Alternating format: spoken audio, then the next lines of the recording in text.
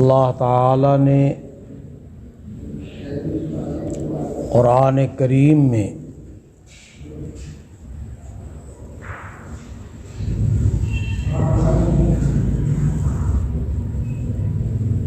دونوں قسم کے لوگوں کے حالات ذکر کر دیے ہیں۔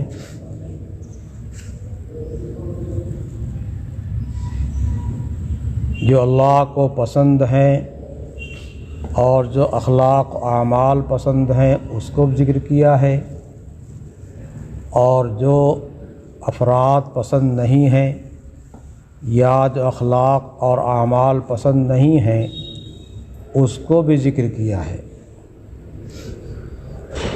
اور قرآن پاک سے زیادہ حدیث پاک کے اندر بہت تفصیل سے بیان کیا ہے۔ حدیث پاک قرآن کریم کا بیان ہے، اور نبی کریم صلی اللہ تعالی علیہ وسلم کے واسطے قرآن کریم میں اللہ تعالی نے ارشاد فرمایا وَأَنزَلْنَا إِلَيْكَ الذِّكْرَ لِتُبَيِّنَ لِلنَّاسِ، ہم نے آپ پہ ذکر یعنی قرآن نازل کیا تاکہ آپ لوگوں کے سامنے وضاحت کر دیں، صاف صاف بیان کر دیں۔ تو نبی کریم صلی اللہ تعالی وسلم نے قرآن پاک کی تفسیر بیان کیا ہے۔ اس واسطے جو تفسیر نبی کریم صلی اللہ علیہ وسلم کے تفسیر کے موافق ہو، آپ کے بیان کے موافق ہو، معتبر ہے، اور جو اس کے خلاف ہو معتبر نہیں ہے۔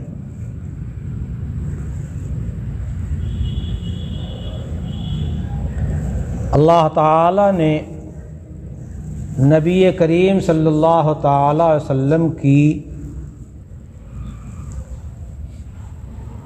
جو صفت بیان کیا ہے قرآن کریم میں، اور اس صفت کے اندر تمام انسانوں کو شامل فرمایا ہے، اور وہ صفت انسان کے لیے اور تمام انبیاء اور رسولوں کے لیے سب سے بڑی صفت ہے۔ ہر رسول اس صفت کا پابند ہے، ہر نبی اس صفت کا پابند ہے، اور ہر اللہ کا ولی اس صفت کا پابند ہے، بلکہ ہر انسان کو اس کا پابند ہونا چاہیے۔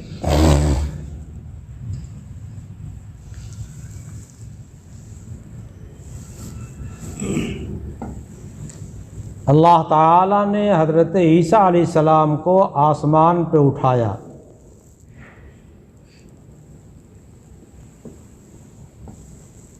اور وہیں رکھا۔ حضرت ادریس علیہ السلام کو اٹھایا اور وہیں رکھا۔ البتہ حضرت عیسیٰ علی نبینا وعلیہ السلام اخیر میں تشریف لائیں گے۔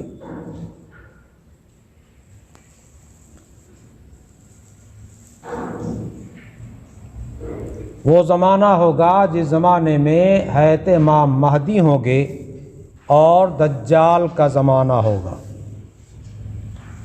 اسی زمانے میں حضرت عیسیٰ علیہ السلام بھی تشریف لائیں گے۔ حضرت عیسیٰ علی نبینا علیہ السلام نے امت محمدیہ کے فضائل دیکھ کر کے امت میں داخل ہونے کی خواہش فرمائی، اللہ سے دعا کیا، اللہ تعالیٰ نے ان کی دعا قبول کیا، اور اخیر میں عیسیٰ علیہ السلام تشریف لائیں گے۔ عیسیٰ علیہ السلام اپنی نبوت کے ساتھ ساتھ، اپنی رسالت کے ساتھ ساتھ محمد رسول اللہ صلی اللہ تعالی وسلم کی شریعت کے پابند ہوں گے۔ اس وقت تشریف لائیں گے تو انجیل کے تابع نہیں ہوں گے۔ انجیل عیسیٰ علیہ السلام پہ نازل ہوئی، اس پہ عیسیٰ علیہ السلام نے عمل کیا، اس کی تبلیغ کیا، لیکن محمد رسول اللہ صلی اللہ علیہ وسلم کی تشریف آوری اور نبوت کے بعد انجیل کو منسوخ کر دیا گیا۔ قرآن کو اللہ تعالیٰ نے نازل فرمایا اور جتنی کتابیں پرانی تھیں، جتنے پرانے صحیفے تھے، سب منسوخ کر دیے گئے۔ اب اسی کتاب کے مطابق عمل درآمد ہوگا اور ان کے مضامین کو ان کتابوں میں جمع کر دیا گیا، یعنی عقائد کو۔ عقائد میں کوئی اختلاف آدم علیہ السلام سے لے کے محمد رسول اللہ صلی اللہ علیہ وسلم تک نہیں ہے۔ مسائل میں اتفاق ہوا ہے، جزئیات میں مسائل میں اختلاف ہوا ہے، جزئیات میں اختلاف ہوا ہے، یہ بات بار بار آپ کے سامنے آ چکی ہے۔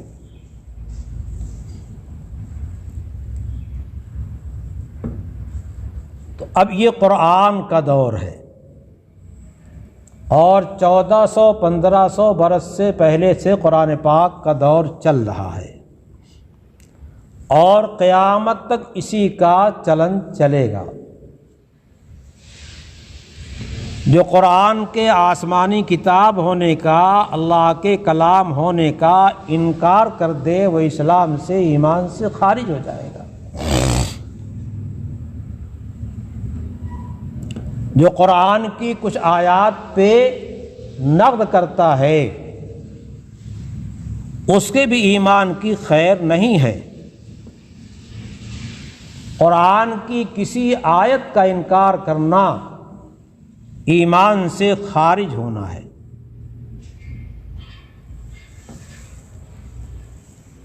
جو لوگ اپنے مسلمان کہتے ہیں اور قرآن کی آیات پہ ان کو اشکال ہے، وہ اپنے خاندان کے لحاظ سے، نام کے لحاظ سے مسلمان ہوں گے، اسلامی قانون کے لحاظ سے مسلمان نہیں ہیں۔ اللہ یہ کہ توبہ کریں، توبہ کا دروازہ کھلا ہوا ہے، ہر وقت کھلا ہوا ہے۔ البتہ ایک زمانہ آئے گا جب سورج جو ہے بجائے پورب سے نکلنے کے پچھم سے نکلے گا اور آدھے راستے آ کر کے واپس چلا جائے گا، اس وقت جو ہے دروازہ توبہ کا بند ہو جائے گا، نہ کسی کی توبہ قبول ہوگی، نہ کسی کا ایمان قبول ہوگا۔ اس کے بعد ایک دن وہ بھی آنے والا ہے۔ نبی علیہ السلام نے بہت تفصیل کے ساتھ اس کی خبر دیا ہے۔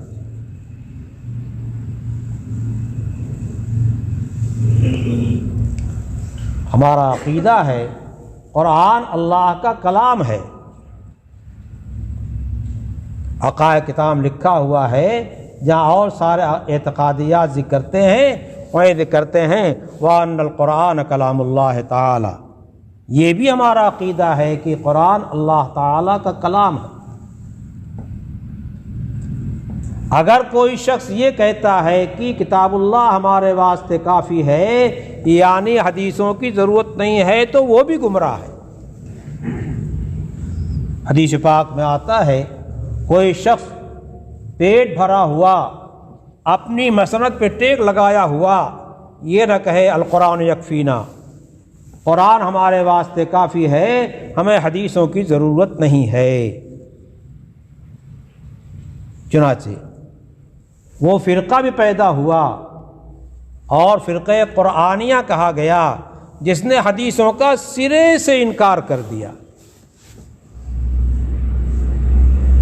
حدیثوں کا ذخیرہ صحابہ کرام کے پاس تھا، نبی پاک صلی اللہ علیہ وسلم نے جو دیا ان کو محفوظ کیا اور اس کے بعد پھر آگے تک پہنچاتے چلے گئے، اور آج تک سند مسلسل، سند متصل کے ساتھ وہ حدیثیں ہم تک پہنچی ہوئی ہیں۔ کتابیں بھی لکھ دی گئیں، حدیث کی بہت ساری کتابیں ہیں۔ حدیث کی کتابوں میں امام مالک رحمۃ اللہ علیہ کے زمانے میں امام مالک نے موطا لکھی ہے، تو سب سے اصح کتاب جو ہے امام مالک کی موطا سمجھی جاتی ہے۔ پھر امام بخاری رحمۃ اللہ علیہ نے جب بخاری لکھی، موطا بہت مختصر ہے، تو بخاری کو اصح الکتب بعد کتاب اللہ تعالیٰ کا درجہ ملا، موطا کا درجہ گھٹا نہیں ہے۔ موطا کی روایات امام بخاری نے بخاری شریف میں جمع کر دیا، لیکن صرف بخاری شریف ہی حدیث کی کتاب ہے، یہ تصور کرنا غلط اور گمراہی ہے۔ مسلم شریف بھی، ترمذی شریف بھی حدیث پاک کی کتاب ہے، اور امام مسلم، امام ترمذی دونوں شاگرد امام بخاری رحمۃ اللہ علیہ کے بہت پختہ شاگرد ہیں۔ تو امام بخاری کیسے شاگرد تیار کیا تھا؟ ہم کہتے ہیں امام مسلم جیسا شاگرد تیار کیا تھا، امام بخاری جیسا شاگرد تیار کیا تھا۔ اب اگر کوئی کہتا ہے کہ مسلم جو تیار کی گئی، ترمذی تیار کی گئی، وہ قابل اعتبار نہیں ہے، جو بخاری میں ہوگا وہ ملے، ہم مانیں گے، تو سیدھے امام بخاری کو پر اعتراض کرتا ہے کہ امام بخاری نے کیسے شاگرد تیار کیے؟ تو امام بخاری کے شاگردوں پہ اعتماد نہیں ہے تو بخاری شریف ہم تک، آپ تک پہنچے گی کیسے؟ جب شاگردوں پہ اعتماد نہیں ہے تو بخاری کی روایات آج 14ویں 15ویں صدی میں پہنچی کیسے؟ جنون ہے کہ ہم صرف بخاری کو مانیں گے، ترمذی کو نہیں مانیں گے، مسلم میں نہیں مانیں گے، ابو داؤد شریف میں نہیں مانیں گے۔ امام بخاری رحمۃ اللہ علیہ نے بہت ساری روایات ایسی ذکر کیا ہے، ان روایات کی سند بخاری میں کہیں ذکر نہیں کیا ہے۔ کہاں سے سند لائیں گے؟ ہے ادب المفرد میں ذکر کریں گے، وہ تو مختصر ایک مضمون کی کتاب ہے، وہ بھی امام بخاری کی ہے، لیکن کیا امام بخاری کے ادب المفرد پر بھی اعتماد نہیں ہے؟ تاریخ اوسط، تاریخ کبیر پر بھی اعتماد نہیں ہے، صرف بخاری شریف پہ اعتماد ہے۔ یعنی گویا امام بخاری نے بخاری میں تو صحیح حدیث سے ذکر کیا، باقی فراڈ کیا ہے۔ کیا کیا؟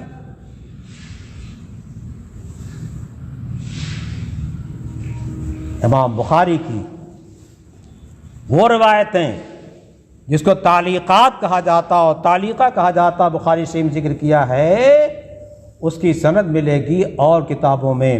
مسند احمد ملے گی، مصنف ابن ابی شیبہ ملے گی، مصنف عبد الرزاق ملے گی، اور کہاں کہاں بہت ساری حدیث نامہ ملے گی۔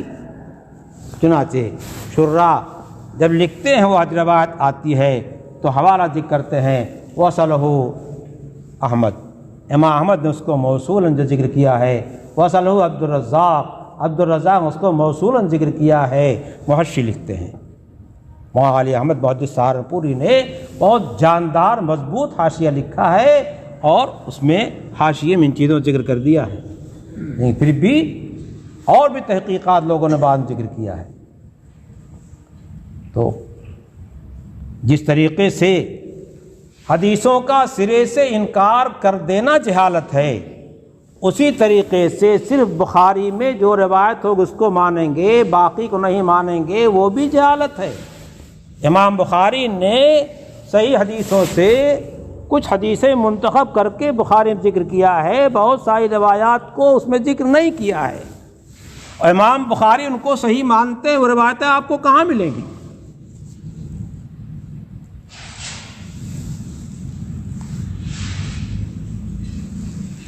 اصل یہ ہے کہ سند دیکھی جائے گی، اس سند کے لحاظ سے جو پختہ سند ہوگی اس کو وہ درجہ دیا جائے گا، اور جو اس سے ہلکی سند ہوگی اس کو وہ درجہ دیا جائے گا۔ محدثین نے اصول کی کتابیں لکھی اور مقام طے کیا۔ حدیث کی کتابوں میں اور مضامین بکھرے ہوئے ہیں، اور محدثین نے سب کو چھانٹ پھٹک کے صاف کر دیا ہے۔ اسماء رجال کی بہت ساری کتابیں لکھی گئیں، اور ایک ایک راوی کی کیفیت ان کے اساتذہ ان کے شاگردوں کو ذکر کیا ہے. اتنی محنت کیا ہے محدثین نے. اور آج ہم میں ایک آدمی آتا ہے کہتا صاحب ہم بخاری کو مانتے ہیں، بس تم بخاری کو نہیں مانتے. امام بخاری رحمۃ اللہ علیہ نے بخاری شریف میں بہت سارے صحابہ کرام کے آثار ذکر کیے ہیں. ابن عباس کا اثر ذکر کیا ہے، عمر فاروق کا اثر ذکر کیا ہے، اور بہت سارے صحابہ کرام کا اثر ذکر کیا ہے. اثر کا مطلب کیا ہے؟ سند متصل نہیں ہے. امام بخاری نے کیا عجوبہ پیش کیا ہے؟ کیوں ایسا کیا؟ امام بخاری اس اثر کو قابل استدلال سمجھتے ہیں. امام بخاری کو ابن عباس پہ اعتماد ہے، امام بخاری کو عمر فاروق پہ اعتراض ہے، امام بخاری کو ابن مسعود پہ اعتماد ہے. اس واسطے ان کے آثار ذکر کرتے ہیں کہ یہ غلط نقل نہیں کریں گے، اور اس وقت سے آج تک نقل کرنے والے غلط نقل کرنے والے نہیں ہیں. ابن عباس غلط فتویٰ نہیں دیں گے، ابن مسعود غلط فتویٰ نہیں دیں گے، عمر فاروق غلط فتویٰ نہیں دیں گے، ابن عمر غلط فتویٰ نہیں دیں گے، ابن عمرو بن عاص عبداللہ بن عاص جو ہے غلط فتویٰ نہیں دیں گے. تو امام بخاری کا تو وہ ذہن ہے. لیکن کچھ لوگوں کا ذہن بدلا اور انہوں نے کہا صاحب کہ ہم بخاری مانتے ہیں بس. اب بخاری شاید نام بھی نہ جانتے ہو کیا ہے.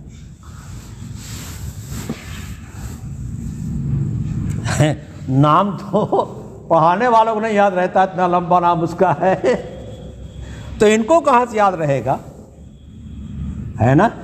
اور ابھی ایک روایت پوچھ دی جائے لاؤ دکھا دو تو دکھا نہیں پائیں گے.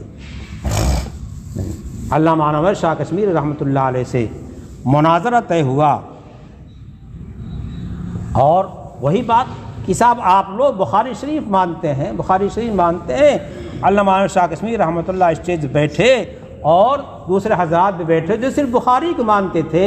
علامہ نے کہا کہ ایسا کرو کہ ایک ایک پارہ سنا دو، ایک پارہ میں پڑھتا ہوں.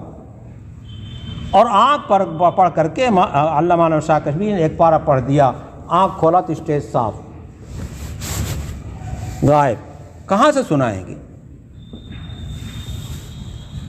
ادھر بات چلی گئی نہ معلوم کیوں. میں نے تو آیت پڑھی تھی کوئی اور، لیکن قرآن اور حدیث پہ بات آئی. ہمارے پاس بہت بڑا ذخیرہ علم کا ہے. ہم بھیک مانگے نہیں ہیں. ہمارے نبی ایسے کامل و مکمل ہیں، انہوں نے سارا ذخیرہ ہم کو دے دیا ہے. ہم کو کسی کے دین سے مانی نہیں مانگنی ہے، بھیک نہیں مانگنی ہے. ہم کو تو محمد رسول اللہ سے جو مانگنا ہے. یعنی ان کی روایت دیکھیں گے ہم. کیا حضور نے کیا فرمایا؟ اور حضور نے جن صحابہ کو تیار کیا تھا، جن کو اپنے دین کا جانشین بنایا تھا، جن پہ حضور نے اعتماد کیا تھا، جن کے بارے میں متفقہ فیصلہ صحابہ کلہم عدول، صحابہ سارے کے سارے سچے پکے گڑبڑ نہیں کرنے والے ہیں. ہم ان تمام حضرات کے ساتھ اعتماد رکھتے ہیں.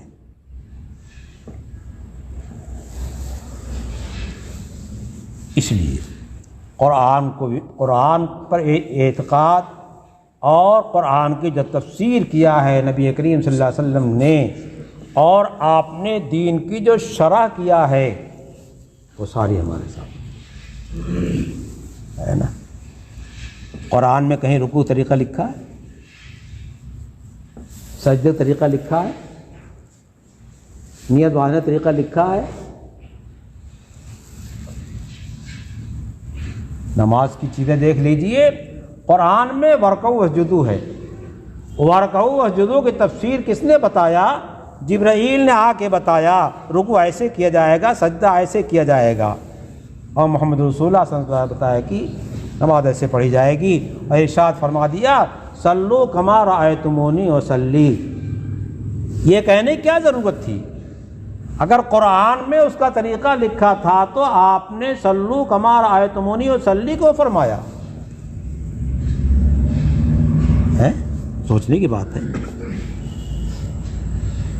جیسے دیکھو کیا مطلب، جس طریقے سے حضور کا قول حجت ہے اسی طریقے سے حضور کا عمل بھی حجت ہے، یہ دلیل حجت اس کے لیے ہے۔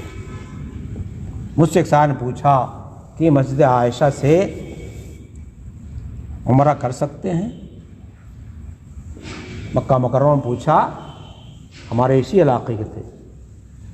میں نے کہا کہ حضرت نبی پاک صلی اللہ علیہ وسلم نے حضرت عبد الرحمن ابوبکر صدیق کو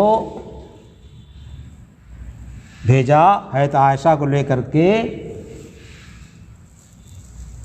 حضرت عائشہ نے کہا تھا کہ آپ لوگ حج عمرہ دونوں کر کے جا رہے ہیں اور میں صرف حج کر کے جا رہے عمرہ نہیں کر پا رہے ہوں۔ کچھ ایسے حالات پیش آ گئے تھے، عمرہ نہیں کر سکی تھیں، تو عبد الرحمن کو بھیجا کہ لے جاؤ اور تنعیم سے احرام بدوا کر کے لے کے آؤ۔ میں نے کہا حضرت عائشہ نے حج کیا ہے اور عمرہ کیا ہے تنعیم سے، وہیں مسجد عائشہ بنی ہوئی ہے اسی نام پہ، حضرت عائشہ کے نام پہ۔ میں نے کہا یہ دلیل ہے؟ نہیں، میں نے کہا یہ ہے حضرت نبی پاک صلی اللہ علیہ وسلم نے حضرت عائشہ کو وہاں عمرہ کروایا عبد الرحمن کو بھیج کر کے، تو آپ فرماتے ہیں کوئی دلیل جس کی عقل اتنی نہ ہو، کوئی دلیل؟ میں نے کہا اس سے بڑی دلیل کیا لاؤ گے؟ حضور عبد الرحمن کو بھیج رہے ہیں تو عائشہ عمرہ کر رہی ہیں، اس سے بڑی دلیل آپ کو چاہیے؟ جی بس یہ ہے۔ بہرحال اگر غلطی ہم سے ہو رہی ہے تو صحیح راستے پہ آ کے توبہ کر لو۔ قل یا عبادی الذین اسرفوا علی انفسہم، نبی پاک صلی اللہ علیہ وسلم کو حکم دیا گیا کہ آپ کہہ دیجئے اے میرے بندو جنہوں نے اپنے نفس پر ظلم زیادتی کیا ہے، لا تقنطوا من رحمت اللہ، اللہ کی رحمت سے نا امید نہ ہو۔ انہ یغفر الذنوب جميعا، سارے گناہوں کو معاف کر دے گا وہ۔ وہاں معافی بہت آسان، اللہ کی صفت ہی عفو ہے، اللہ کی صفت غفور ہے، معاف کرے گا، غفور الرحیم ہے، لیکن لوٹو تو تم۔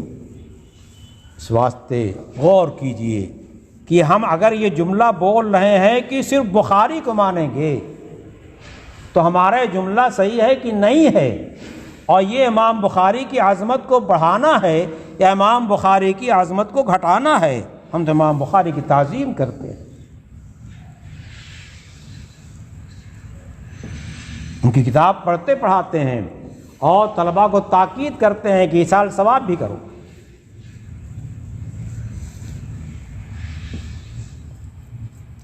اب ان سے پوچھو کتنا کرتے ہیں؟ کرتے ہوں گے؟ ہم کہے کہنے کرتے ہیں، ہم بدمائی نہیں کرتے۔ یہ آیت جو نے پڑھی ہے، نبئ عبادی انی انا الغفور الرحیم، میرے بندوں کو آپ خبر دے دیجئے، بتا دیجئے، جتا دیجئے، انی انا الغفور الرحیم، بہت تاکیدی جملہ ہے۔ جو لوگ عربی پڑھے ہوئے ہیں وہ جانیں گے کہ صاحب انی انا الغفور الرحیم کتنا سخت تاکیدی جملہ ہے۔ انا حرف تاکید ہے، یا متکلم مقدم کیا ہے، پھر انا کہا ہے، جملہ اسمیہ ہے، یہ سب تاکید کی قسمیں ہیں، متعدد تاکید جمع ہے۔ اسی مضمون کو سامنے لانے کے واسطے ہمارے ہاں مستقل فصاحت و بلاغت کی کتابیں پڑھائی جاتی ہیں۔ تو میرے بندوں کو بتا دو کہ میں معاف کرنے والا ہوں، اس لیے ہم سے جو غلطی ہو رہی ہے، ہم انسان ہیں، الانسان مرکب من الخطأ والنسیان، اس سے کیا ہوگا؟ خطا ہوگی، چوک ہوگی، بھولے گا تو کیا کریں؟ معافی مانگتا رہے، معافی مانگتا رہے، معافی مانگتا رہے۔ اس دنیا کے اندر اگر جو ہے معاملہ صحیح کر لیا اللہ تعالی سے تو پھر آگے کامیابی ہے۔ ہاں میں ایک بات کہہ رہا تھا، اللہ تعالی نے ایک صفت ایسی رکھی ہے جو انبیاء کے اندر بھی ہے، رسولوں میں بھی ہے، بندوں کے اندر بھی ہے، اور وہ صفت جو ہے سب سے اونچی صفت وہ کیا ہے، جس کو اللہ تعالی نے نبی پاک صلی اللہ علیہ وسلم کے قصہ معراج میں ذکر کیا ہے۔ یہ معراج کا زمانہ چل رہا نا، رجب کا مہینہ چل رہا ہے، 27 کے روزے کوئی فضیلت کہیں وارد ہے، جیسے اور نفلی روزے کوئی رکھنا چاہ رکھ لے۔ سبحان الذی اسرا، اللہ کی ذات پاک ہے، اس کے بارے میں کوئی اس طرح کا گمان نہیں لے سکتا کہ اللہ تعالیٰ ایسا اپنے بندے سے کروا بھی سکتے، نہیں کروا سکتے ہیں۔ ایسا سفر محمد رسول اللہ کو کروا سکتے، نہیں کروا سکتے ہیں۔ سبحان، وہ پاک ذات ہے، کسی طرح کا نقص اللہ کی ذات کے اندر نہیں ہے، تمام نقائص سے منزہ ہے اور تمام خوبیوں کا جامع ہے۔ ایک جز کو سبحان اللہ ادا کرتا ہے، ایک جز کو الحمدللہ ادا کرتا ہے۔ کیا کہا؟ اسرا بعبدہ، اتنے اونچے مقام پر لے گئے، وہاں مقام قرب سے نوازا۔ ثم دنا فتدلی فکان قاب قوسین او ادنی، اس کو بیان کیا، قرب ہوا۔ فاوحی الی عبدہ ما اوحی، اللہ تعالیٰ نے جو چاہا نبی علیہ السلام سے بات کیا، جو چاہا سکھایا، بتایا ان کو۔ ایسے رفیع مقام پر لے جانے پر اللہ تعالیٰ نے جو حضور کی صفت بیان کیا ہے، وہ نہیں کہا سبحان الذی اسری برسولہ، سبحان الذی اسری بنبیہ، نہیں، سبحان الذی اسری بعبدہ۔ رسول عبدیت میں کامل ہوتا ہے، نبی عبدیت میں کامل ہوتا ہے۔ انسان کی سب سے بڑی صفت عبدیت ہے۔ عبدیت کا مطلب یہ ہے کہ ہم غلام ہیں، اللہ ہمارا آقا ہے، اللہ کے ہر تصرف کے سامنے ہم جو ہے سر جھکائے ہوئے ہیں۔ اچھے حالات آ رہے ہیں تو، ہمارے مزاج کے خلاف آ رہے ہیں تو، تقدیر پر رضا اس کا نام ہے۔ اچھے ہی حالات آویں اور راضی رہے، اور برے حالات آویں تو بدزبانی کرنے لگو، یہ تقدیر پہ ایمان نہیں ہے۔ والقدر خیرہ وشرہ، آمنت باللہ وملائکتہ وکتبہ ورسلہ والیوم الآخر والقدر خیرہ وشرہ من اللہ تعالی۔ اچھی بری تقدیر اللہ کی طرف سے جو ہے سب پہ ہمارا ایمان ہے۔ آمنت باللہ کہہ کے سب کچھ ہی کے تحت میں لے آئے، اور ہمارا عقیدہ بعث بعد الموت کا ہے۔ یہی زندگی اصل نہیں ہے، یہ تو راستے کی چیز ہے، سفر ہے، اس کو دارالعمل بنایا گیا ہے، اور دارالجزا وہاں ہے۔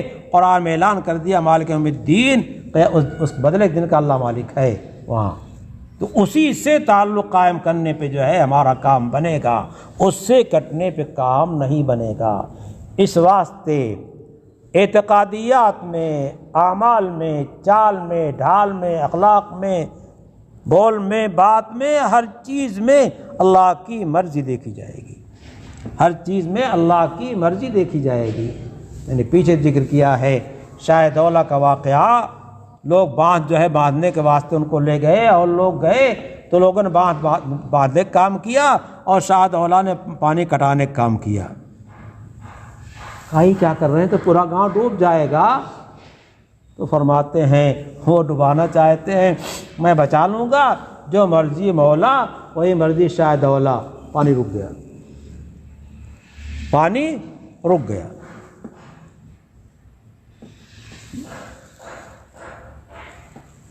اللہ کی مرضی پہ آ جائیں، اس سے بڑی ہماری کوئی کامیابی نہیں، کوئی کامیابی ہماری نہیں اس میں۔ اور قصور ہوگا تو نبے عبادی انی انا الغفور الرحیم، سب کا یہ مزاج بنا دیجئے۔ محمد رسول اللہ صلی اللہ علیہ وسلم خطاب ہے، سب کا مزاج بنا دیجئے، سب مجھے غفور الرحیم سمجھیں، جب غلطی ہو معافی مانگ لے، جب غلطی ہو معافی مانگ لے، 1000 بار اگر توبہ بشکستی بازار، ہزاروں بار توبہ توڑی ہے، پھر آؤ پھر آؤ، توبہ کرو توبہ کرو توبہ کرو، این درگاہ ماں درگاہ نومیدی نیز، ہمارا دربار ناامیدی والا دربار نہیں ہے، نہیں، ہاں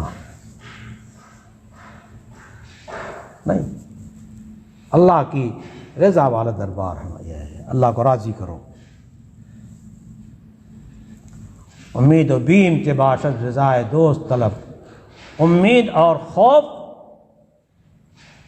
یہ کیا ہے؟ آگے چلو، اللہ کی رضا دیکھو، اللہ کی رضا دیکھو، اور علیمانو بین الخوف الرجا، اللہ سے امید بھی لگائے رہے اور ڈرتا بھی رہے، امید بھی لگائے رہے ڈرتا بھی رہے۔ میں نے 2 آیت پڑھی آپ کے سامنے، ایک تو یہ بتا دیں کہ صاحب میں غفور الرحیم ہوں، وَأَنَّ عَذَابِي هُوَ الْعَذَابُ الْأَلِيمُ، اگر توبہ نہیں کرتا، میری طرف نہیں آتا، میری مان کے نہیں چلتا، میں رسول کی رسالت تصدیق نہیں کرتا، قرآن کو نہیں مانتا، باس رشد کو نہیں مانتا، جو تعلیم نبی پاک صلی اللہ علیہ وسلم لے کے آئے ہیں، جو قرآن نے دیا ہے، تو پھر سن لو، یہ بھی بتا دیجئے دوسرا جملہ، وَأَنَّ عَذَابِي اسی 90 کے تحت میں ہے، 90 عبادی انی الغفور الرحیم، اور اس کے بعد پھر وہی 90 عبادی ان عذابی والعذاب العلیم، پہلے آ چکا، اسی پہ عطف ہے، بتا دیجئے کہ عذاب میرا بہت سخت ہے، انتہائی دردناک ہے، انتہائی دردناک ہے، اللہ نے یہی بتا دیا، یہیں آنکھیں کھول لو، بعد میں آنکھ کھلے گی تو کچھ کام آنے والا نہیں ہے۔